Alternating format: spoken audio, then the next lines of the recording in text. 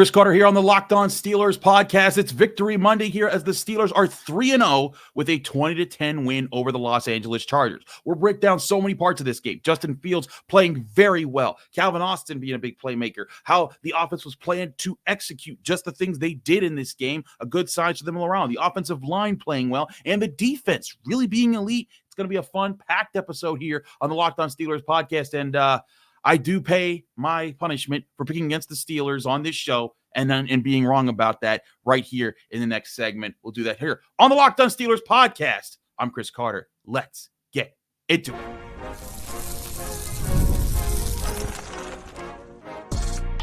You are Locked On Steelers, your daily Pittsburgh Steelers podcast, part of the Locked On Podcast Network, your team every day. Welcome to the Locked On Steelers podcast. I'm your host, Chris Carter, bringing you your daily dose of all things in the Pittsburgh Steelers. As always, you can find the show on your favorite podcasting apps and on YouTube. Like this video if you enjoy it. Subscribe to this YouTube channel to get all of your daily Monday through Friday episodes, as well as our bonus content. We thank you for making us your first listen every day because we're your team every day. And today's episode is brought to you by FanDuel Sportsbook, the #1 sportsbook in America. Today, new customers can go on FanDuel right now, bet $5 and get $200 back in bonus bets. Guaranteed. That's right. Guaranteed back on a $5 bet. Go to FanDuel.com today to get started. As I said before, I am paying my punishment for picking against the Steelers. No one really came up with a good one, so I kind of came up with this myself. So I'm wearing a paper bag over my head. I also just did that entire opening blind without my notes. So good points for me there. But yeah, this is what I get, I guess, every time I pick against the Steelers. But it's hot. I'm taking this paper bag off my head now. If you were not watching on if you were listening on audio, but that was a heck of a win for the Steelers. We have to acknowledge it. It's a Victory Monday here on the Locked On Steelers podcast. I want to get into several elements of this. There's so many things to break down, and that's what makes this a really good win for the Steelers. Not that the other wins weren't good, but I think that there's a general sense that, wait a minute, could people have been a little too harsh on this team for its offense, which we were saying on the show? Hey, let's let them see, let them build. They obviously were not targeting the middle of the field in the first week against the Falcons. They obviously had some penalties count against them, against the Broncos. And lo and behold, here we are. The Steelers just dropped 20 points on what was the #1 scoring defense in the NFL and also let off on them, because they could have run that last ball in when they got the ball to the 1 yard line at the end with about a 2-minute warning at the end of the game. They could have made it 27-10 and show it to rub it in. But they said, no, we're going to take a knee at the 1 yard line. Classy move there. But I think one thing that resonates at the top of the list as we go top down, on the offense, Justin Fields played a heck of a game. You cannot, you can mark him for the interception, sure. But I think that what really, the thing that I take away biggest from the interception isn't the interception itself. It's how he responded to it. Because that was one thing I was like, okay, I want to see how Justin Fields responds to his first really bad moment. And it wasn't even really bad. It was just, hey, this guy pressed an underneath route really hard. Ball got batted way up in the air, and the defense happened to come down with it. It was also former Steeler Bud Dupree with that interception. But Justin Fields wasn't even fazed by it. He had that short memory that you need from good quarterbacks, that he says, hey, I'm getting over that. I'm getting back to my execution here. Justin Fields on the day, 25 of 32 for 245 passing yards, a touchdown pass, an interception, 96 passer rating on the day, and also ran a touchdown in on the ground. He balanced this offense. They were 7 of 14 on third down. That's 50%. They won time possession again, 33-51. And if you look at how these drives played out, the Steelers had four drives with 10 plays or more in them in this game. And that really, and 3 of them came in the second half. That's really when they ate up a lot of the clock on the Chargers. It's really impressive to see the Steelers do what they need to do and control the clock, but also put points up on the board. Justin Fields showed that he could do both in this game. And again, that was against a really talented defense. And yes, Joey Bosa got hurt, but you know what? The Steelers got plenty of injuries on their side too. At one point, Dante Jackson got hurt, and they were down to Beanie Bishop because Corey Trice got hurt in this game. They're down to Joey Porter, Beanie Bishop, and James Pierre were their cornerbacks at one point in this game. Isaac Seumalo's out. Troy Fautano's out. So the Steelers are dealing with plenty of their injuries as well, but they came to the field, and they came ready to play. And I thought Justin Fields executed the game plan, not flawlessly, but at a very high rate. And to me, and I'm saying this as Chris Carter, a guy that said that, hey, I said from the jump, Russell Wilson, this is his job. I think that you are now at the point that this is Justin Fields' job. And I'll get to more to why of that in a second here. But you look at this, before I was like, hey, Justin Fields is playing the role. He's doing the right things. But now Justin Fields is really starting to click. He's understanding what defenses are trying to throw at him. And specifically, the touchdown pass to Calvin Austin, there was also a 3rd and 12 that they converted to Calvin Austin over the middle. He's understanding when and where to go with the football. He's showing good accuracy. He's showing good timing. He's showing good processing on the field, and also not making the killer mistakes to kill drives on the Steelers. Sure, he had the 1 interception, but all in all, I think he played a very good game. I'm probably going to give him a 2-star grade when I go back and look throughout the all-22 film. But you cannot deny that Justin Fields has looked good in the first 3 games. I thought he's looked solid in the first 2, but when you tack on this one, he's doing everything you're asking of him, and now he's also doing more. And I think that the Steelers would be silly to take the ball out of his hands moving forward. I don't know what they will do, but I do think I wouldn't do that if I was the Steelers.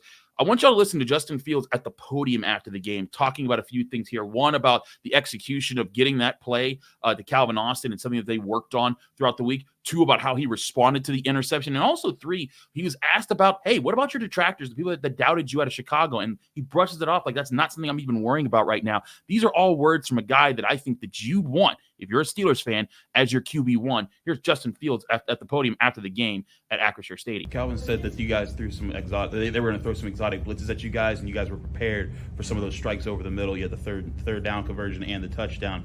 How does it feel to execute something like you guys planned it out, saw it, and you got those big plays? Yeah, it feels great executing. We were preparing for it all week on, certain looks we would get in certain situations, and, like you said, we did a great job executing it. O-line did a great job today, and, holding up, and receivers just being at the right time at the right place. Justin, we heard all week that the dam was about to break on the offense. You guys stopped short of scoring that 3rd touchdown, but is this what it looks like when that dam is in the process of breaking? Yeah, it is. And I think we could score one more touchdown if I didn't throw that interception. So, like we said, we're just going to keep working and keep getting better and keep improving. What did you see on that interception? Yeah, he just smashed the sticker out way too fast, and I just shouldn't have thrown the ball. Got tipped. But at the end of the day, either should have worked the other side of the field, thrown it to the flat because they were so soft, or just throw the balls away, especially when we were already in field goal range at the 40-yard line. That can't happen. That can't happen against. Justin, do you feel like you're proving your detractors wrong? Detractors from Chicago days. I'm not really worried about that. I'm more so into proving myself right. I know what kind of player I am. I haven't changed kind of my whole life, so. At the end of the day, my teammates told me be great. So shout out to them, shout out to our defense, shout out to everybody else on the offense for pushing me each and every day at practice, and it's just a credit to them. So I'm definitely glad and just feeling good to be in this position, to be honest with you. So, yeah. Justin, you talked about improving. Your 3 last drives were 1 drive for the field goal, 1 drive for a touchdown, then run the clock out. What do you feel like you improved on as this game went on, and how did you make some adjustments to finish strong like you did? Yeah, the first half we didn't run the ball like we wanted to. So second half, especially late in the game, we had to run the ball. The running backs and the O-line did a great job, even in situations where we knew we had to run the ball. They did a great job executing. Naj and CP, they were hitting the hole great, and we were getting first downs at the first down. So anytime you can get that run game going, it just helps us out overall. I mean, I don't know about y'all, but that sounded like a QB1 type of answers right there. Thoughtful of what he's saying, not trying to feed into any hype that's put against him, not lost in the moment. And he just played so well. He read the field so well in this game. I want to talk more about this when we come back after the break, because I want to show you his passing chart. I want to show you what Calvin Austin said, because he had more to say too about the touchdown play that they had and a few other plays they had over the middle with him. Really good stuff all around. But again, my ultimate takeaway from this is the Steelers, I'm not saying they will do this because I'm not their decision makers. And we know the Steelers make controversial decisions all the time. But if I was the Steelers moving forward, I'm on the train now of Justin Fields is QB1 until he starts having really bad games and you need to take him out just to protect him from himself. But right now, Justin Fields is doing it, and I'll talk more about how he's doing it next on the Locked On Steelers podcast. I'm your host, Chris Carter. Stick with us. We still got a lot to discuss.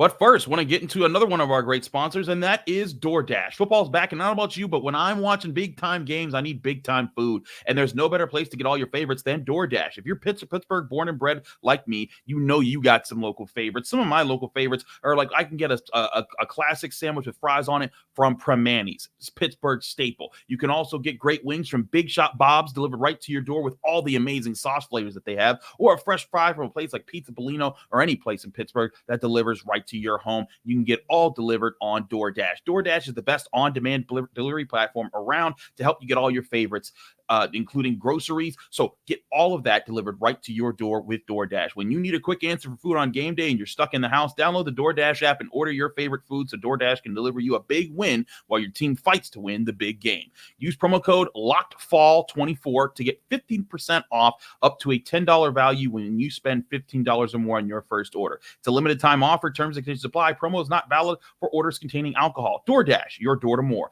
Download the DoorDash app today to order your game day favorites. Must be 21 or older to order alcohol. Drink responsibly. Alcohol only available in select markets.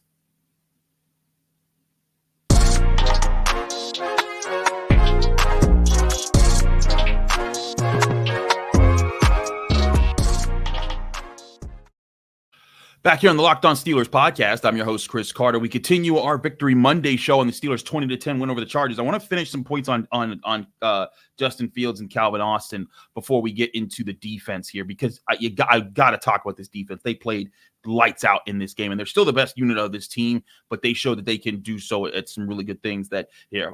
But again, back on Justin Fields, I also point this out, and I pointed this out because Adam Crowley asked this question of 93.7 The Fan. He asked this question on Twitter after the game. It made me look this up. He said, when was the last time the Steelers lost the turnover battle but won a game by double digits? And so I did the research. Last time, it was 2018. It has been almost 6 years because it was October 28th, so technically less than 6 years. But it's almost 6 years since the Steelers have won a game by double digits while losing the turnover battle. And they did lose the turnover battle today. Yeah, Justin Fields' interception, and the Steelers defense didn't get one turnover. But you know what? They still shut it down in their own way, and I think that that's what makes this defensive performance even more impressive. And again, we'll get to them in a sec. But look at how Justin Fields spread the ball across the field. Now, I'll describe this as best as I can for our audio people that are on your favorite podcasting apps. But if you're looking on YouTube, look at the green. It's spread out across the field. You got a few deep shots, not a whole lot, but you have shots down the field, to the left sideline, to the right sideline, but over the middle, taking advantage of what's there. And to me, that's the really good sign about Justin Fields. You even have two completions beyond 10 yards down the middle part of the field, 4 completions in total of 10 yards or more, of traveling through the air. That's a good sign of progress. And again, this was against the Chargers defense that was loaded with talent. Asante Samuel's a good cornerback. Derwin James is a good safety. Joey Bosa, missed pretty much the entire game because he got hurt in the first play for the Steelers offense. But they still had Khalil Mack. He was still a problem. They still had other playmakers on this team. But all in all, the Steelers team came to play, and Justin Fields kept this team on schedule for pretty much most of the game. And did a good job. And I think another point is you go back to what Justin was talking about with the touchdown pass to Calvin Austin, and he had another play where he hit him over the middle. I talked to Calvin Austin about that before the game too, or not before the game, after the game too, about those plays. And I think it's very good to hear this coming from them, talking about, hey, we saw that they did this on tape. We wanted to exploit it, and we did. And these are points for Arthur Smith. But listen to Calvin Austin explain those plays and how things were working for the Steelers offense and what they were expecting from the Chargers defense and how they countered it. Here's Calvin Austin, Steelers receiver, after the game. Calvin, walk us through your touchdown play. What was the read there, and how did that break out? It was just, GP had a little sit. I came behind him on a little wrap route. Obviously with GP out there, he kind of garnered some attention. So I think linebacker probably pulled, threw it right behind him. Good blocking, good pass. Overall, good execution. There was also a third down conversion. Looked like a similar sort of drawn-up play where you guys were sending you over the middle. Was that something you guys were looking for throughout this game, or a matchup that you guys thought you'd get? It was just really the whole concept. Had, things that we like all around. And, on third downs, they kind of like to get into some exotic type coverages that get some holes in them. So, we knew with the concepts we had that we could exploit it. It seemed like they were in that too high shell for most of the game. Like, what kind of challenge did that present? How were you able to exploit it on your touchdown? Sometimes with a 2-high shell, they want to try to keep everything in front. So, you sometimes got to capitalize on, some rack right after the catch. So we've been emphasizing that all offseason. So it kind of came into fruition here. I've said that people should give some time to Arthur Smith as a coordinator because people were really on him because they scored 18 points in the first game, 13 points in the second game. And again, this is only 20 points. It's not like they lit up the scoreboard. But again, probably could have scored more if they had wanted to at the end of the game just to kind of prove a point. But this Steelers offense is coordinated. It is moving in the right direction right now. You see Calvin Austin talk about, hey, we know the types of blitz they're sending us. They had a game plan. They came in, hey, on key plays, let's look for this. Justin Fields, you got to see this. And he executed, and they got it done. And they said, hey, look how he was talking to about that touchdown. He said, hey, they were looking at George Pickens, so we knew we had certain things that could work in our favor, and they took advantage of it. And that is where I think that the Steelers offense can do a lot here. You can even use George Pickens as a decoy to make plays. And this is also an offense that still left a lot of plays out there. You had the interception that Justin Fields said, hey, I made a mistake. If I look to my right, it's there. There was a drop pass from George Pickens on a third down that was put right on his hands. It was, good defense, but still, he catches that ball. That drive stays alive, and the Steelers don't have to punt. At the end of the first half, Pat Freiermuth dropped the pass deep down the middle. That was a really good ball from Justin Fields that would have set up an easier field goal attempt for Chris Boswell. The Steelers probably win this game 23-10 instead of 20-10. So, but again, those are marks here and there. This offense did this against what was the defense that allowed the least amount of points going into this week. And this was supposed to be the death knell to the Steelers. They also went down 7 points in this game and answered right back with timely offensive play. These are all really good marks, in my opinion, for this Steelers offense. But let's talk about the Steelers defense, because as much as it's fun to talk about this new offense, it's young and exciting. This defense is elite. I'm not saying they could be elite. I'm not saying they will be elite. I'm saying they are elite right now. They held the Chargers, I believe, to negative five total yards in the second half. It was insane. The Chargers did not gain a yard in the second half, and that's after the Chargers found some answers early on. There was one play where they had busted coverage, and they took advantage of that. I think what happened was Minkah Fitzpatrick called out an adjustment. I think Joey Porter Jr. maybe misheard it. I didn't get the chance to talk to Joey after the game because I was too busy talking to other guys, and maybe we'll find this out after the fact. I thought Joey Porter stayed in a cover 2 flat coverage and thought that Minkah Fitzpatrick was supposed to be specifically behind him almost exclusively, and he wasn't there, and Minkah was coming from the middle part of the field a little bit late, and part of that was more so because Porter misunderstood his assignment there. But either way, that was one busted play, and that was it. That was like the big play they gave up in this game. They were able to shut everything down. This was a rushing offense by the Chargers that was top 10 in the NFL. They had 176 one game to over 200 another game. They got 61 rushing yards in this game. 61 rushing yards on, I think, 17 carries? I think something like that. 18 carries? No. I think they had 20 total actual rushing. 20 carries, 61 yards. That's domination. You did what you were supposed to do in stuffing the run, and you limited Justin Herbert from really only having. And Justin Herbert did a really good job early on in this game. The Steelers were showing him different zone looks, and he was understanding, hey, they're in zone. I'm going to take the area that they're backed off on. But as the game continued, the defense started adjusting. Okay, he's going here. Let's take those away. Let's make him have to look elsewhere. And they did that just enough to kind of force Justin Herbert to have to make some adjustments, and then the pressure started getting to him. Alex Highsmith got hurt in this game. Nick Herbig, who came in and had a fantastic game in this one. He was spectacular coming off the bench. 2 sacks, 3 tackles. That's Mr. Herbig to you. He came in and had a fantastic game. TJ Watt gets a sack. Cam Heyward gets a sack. And Landon Robert gets a sack as well, just bringing the pressure. And eventually they knocked Justin Herbert out of this game. So the defense making the adjustments, making the big plays. I talked to Patrick Queen because I thought he also had a fantastic game. 8 tackles on him. No major plays. Almost had one. Dropped an interception. But I think that was an example of the Steelers were adjusting to what Justin Herbert was trying to do and taking and switching their zones around or their coverage around to try to confuse him, and it worked. But here's Patrick Queen after the game when I got a chance to talk to him one-on-one.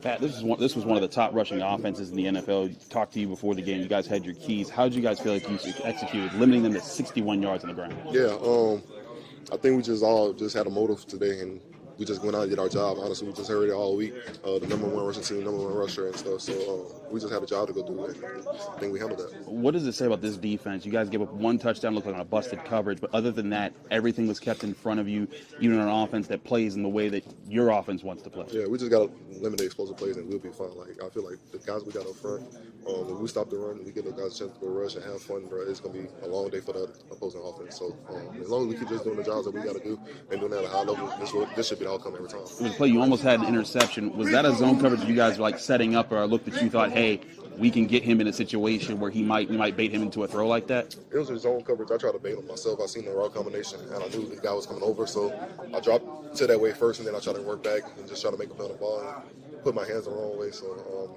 back to the jugs tomorrow. Going into today, you guys were the number 2 scoring defense. They were the number 1. Now, obviously, that's going to change a little bit here. You guys feel like you can hold on to number 1 defense in the NFL? I honestly could care less about the ranking. As long as we showing up every single week and know what we got to do at a high level, and just giving the ball back to our offense, letting them try to go down there and score, and just keep going back and forth doing that, I could really care less about that. I think it says a lot that Patrick Queen didn't go for talking about being the number 1 defense. And you can put some pride on your back and say, yeah, we feel like we're the number 1. He's like, hey, I'm worried about working on things day to day, getting the next thing right, doing our jobs, and the results will come with that. Really good stuff there from Patrick Queen. And I did notice, like, when there was the play that he dropped the interception, I did think that just looking at it was designed. I thought it was more of a design to bait him. I think it's really good sign that Patrick Queen was able to figure out the route combination and say, hey, he's going to think this is here. I'm going to go here. That's a really good sign for the Steelers moving forward that he's doing that already in week 3 within the chemistry of the defense. Because, again, you have a defensive front, by the way, that is kicking some serious butt. I got to go back and look at the film to see how they were shutting the run down specifically, because I'm up in the press box. I can't rewind film while I'm up there or anything like that. But I thought Cam Heyward, Larry Ogunjobi, Keanu Benton, I thought they were just dominant up front. The linebackers, Landon Robertson and Patrick Queen were flying to the ball, making plays. TJ Watt, Alex Highsmith, Nick Herbig, all flying up to make plays. Joey Porter also had a tackle for loss in this game. I thought he played really well. All in all, I think this defense has every part of it to be elite. And here's the other thing. Like this, they haven't had the super splash game, the pick sixes game, the 9 sack game. They had no turnovers forced in this game, and yet they dominated it. That's the thing. In recent years, when the Steelers, I think, have been elite on defense or top 5, they've dominated the turnover battle. And in all their big games, they were able to just stack 5 turnovers in a game, 4 turnovers a game, three turnovers in a game, and let the offense protect the football. This is a game where they had 0 turnovers, and the offense turned the ball over once themselves, and they still came out and pitched a shutout in the second half against what is I think a good team and a good offense with this Chargers team. And yes, Justin Herbert did get knocked out later in the game, but hey, you can only deal with who you got there. No one's feeling sorry for the Steelers when they have to start Justin Fields, and now it kind of looks like they actually kind of want to start Justin Fields. But again, no one feels bad for the Steelers when Troy Fautanu or Isaac Seumalo or anyone gets hurt. I mean, y'all remember the TJ Watt getting hurt days when they were just losing games left and right. No one felt bad for the Steelers then. I don't think that anyone should feel bad for the Chargers. They came out and listen, the Chargers, I think, played a decent game. The Steelers just played a better one. And again, that's a really good sign for this Steelers team moving forward. I want to talk about this offensive line because early on, I thought they didn't get the push that they need. And the Chargers defense was showing why they were one of the best rushing defenses in the NFL. But eventually, they started to break the dam. And that's a phrase that the Steelers have kept saying. We'll go over more of that here on the Locked On Steelers podcast. I'm your host, Chris Carter. Stick with us. We'll be right back. But first, I want to remind you this show is brought to you also by FanDuel Sportsbook, the number 1 sportsbook in America. Tonight, it's time for Monday Night Football, and here are your FanDuel lines for the 2 Monday night games. Because remember, there's 2 this week. The Bills are 5.5-point favorites at home over the Jaguars with a money line of minus 255, for the Bills, and plus 210 for the Jaguars. The over/under there is set at 45.5 points. The second Monday Night Football game, and the one I think a lot of Steelers fans are going to be paying attention to, are the other AFC North team that hasn't played this week. That's the Cincinnati Bengals. They are 7.5-point home favorites over the Washington Commanders. Bengals money line at -360, Commanders at +290 with the over-under set at 46.5. If the Bengals lose that game, I think the Ravens won on Sunday, the Browns lost to the Giants, the Steelers would have a chance to be up 2 games on the Browns and Ravens, and 3 games up on the Bengals if the Bengals drop that game. But make all your bets on that game on FanDuel Sportsbook, the #1 sportsbook in America. And today you can get big return on FanDuel today. If you're a new customer, you can get started with your first $5 bet. You get $200 back in bonus bets guaranteed when you place your first $5 bet today on FanDuel Sportsbook. That's $200 of free bets today to new customers when you bet just $5 only on FanDuel.com. Visit FanDuel.com to download today America's #1 sportsbook.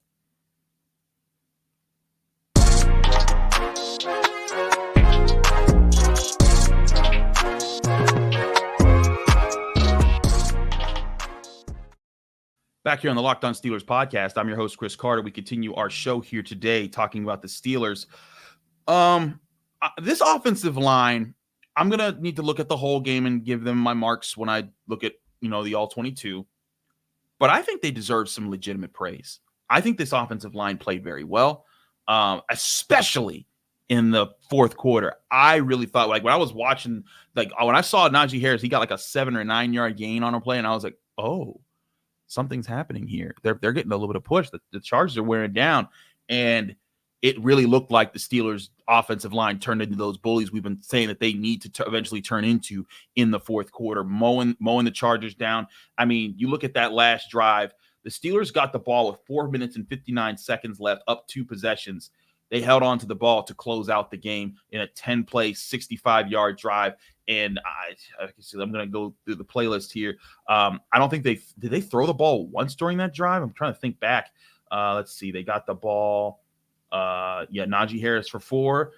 There was a pass to Najee Harris that went short, but Cordero Patterson ran hard. I thought he showed why they went and got Cordero Patterson. He played really well in this game. He ran hard. Najee Harris ran hard. Yeah, it was all runs except for a quick pass to Najee Harris that got -2 yards in this drive.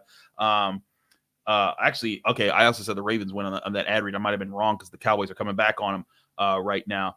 So excuse me for that. I'm recording this Sunday afternoon. I'm also going to be on Channel 11's Final Words. So if you missed that, go check that out on WPXI.com, where I break down more of the game there for WPXI. I think I'm going to be on with Jenna Harner there. It should be a fun show there. But again, back to what the Steelers were doing with this offensive line. They turned into bullies. They wore this team down. And I want you to hear how Zach Frazier talked about that, because if you hear how he talks, and if you're watching on YouTube, you'll get to see the smile on his face when he's like, we wore them down. Listen to rookie center Zach Frazier talk about how that felt to see that happen. Zach, it really seemed like you guys were getting a lot of push late in the game. What started clicking for you guys in the run game?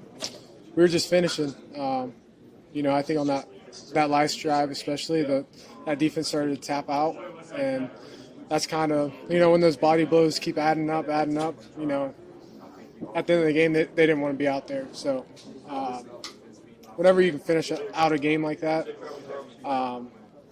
keep your offense on the field and don't have to have your defense come out to close the game. That's pretty special. That's how you want to finish it. We keep hearing the dam's going to break. The dam's going to break. That's what it was on that last drive. You said that was a dam break in there? Yeah. Is that the style of offense you think you guys can play game in and game out in this league? I think so, yeah.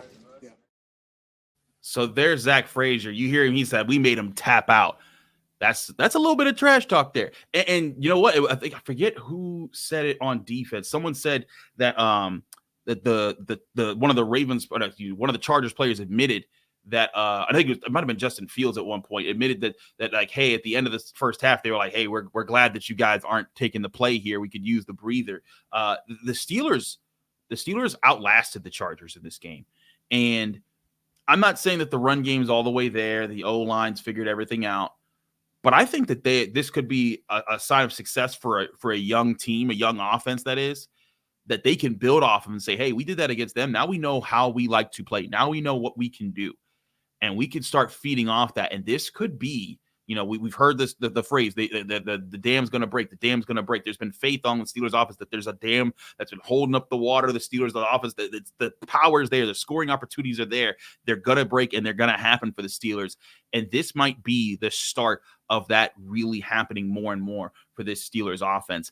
I also thought Broderick Jones played a good game. Now, I have to go back and look at every play. There was a play early on where there was a quarterback draw Justin Fields ran, and Broderick Jones got blamed by Tony Romo and a few other people for that play. I didn't think that was Broderick Jones' fault, because on that play, Broderick Jones was sliding to the right. I think his job was to take care of a defensive end on the edge rusher, but Spencer Anderson was pulling from the left side to kind of block there. I think that was supposed to be Spencer Anderson. He was just late. Spencer Anderson also got pulled from this game at one point for Mason McCormick, who played guard and was the swing tackle. Anderson went back out there eventually, but I think the Steelers are experimenting with Mason McCormick, and I like that because I like some things that I see with him. But I thought Broderick Jones played pretty well, and Justin Fields did too. Here was Justin Fields talking about Broderick Jones after the game.